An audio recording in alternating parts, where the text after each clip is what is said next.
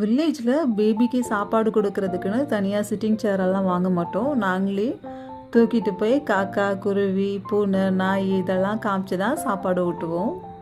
பொண்ணு மார்னிங் ஸ்கூலுக்கு கிளப்பி விட்டுறதுலேயே டைம் கரெக்டாக இருக்கும். அதனால் வீட்டில் பண்ண இட்லி, கொஞ்சம் சாம்பார்லேருந்து கொஞ்சம் காய்கறிகள் எடுத்துகிட்டு அதை நல்லா மசிச்சு அதை தான் பாப்பாவுக்கு மார்னிங் பிரேக்ஃபாஸ்ட்டாக கொடுத்தேன்.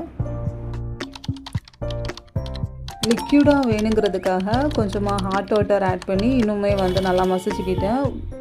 பாப்பாவோட உணவு குழாயெல்லாம் இப்போ தான் கொஞ்சம் கொஞ்சமாக வளர்ச்சி அடையும். அதனால் நம்ம அவங்களுக்கு பார்த்து செக் பண்ணி தான் கொடுக்கணும். கேரட்டெல்லாம் கொஞ்சம் மசியாமே இருந்தது. அதுக்கப்புறம் என்ன பண்ணேன்னா முடிஞ்ச அளவு மசிச்சுட்டு கையை வச்சு மசிச்சுக்கிட்டேன். ஒரு இட்லியில் 1/4 இட்லி அளவுக்கு தான் சாப்பிட்ருப்பாங்க. ஒரு முக்கியமான குறிப்பு, பாப்பாவுக்கு சாப்பாடு ஊட்டுறது முன்னாடி அம்மா நல்லா ஹெல்த்தியாக சாப்பிட்டுக்கோங்க. இந்த வீடியோ பிடிச்சா லைக் பண்ணுங்கள், மறக்காமல் சப்ஸ்கிரைப் பண்ணுங்கள். நன்றி, மீண்டும் சந்திப்போம் மற்றொரு வீடியோவில்.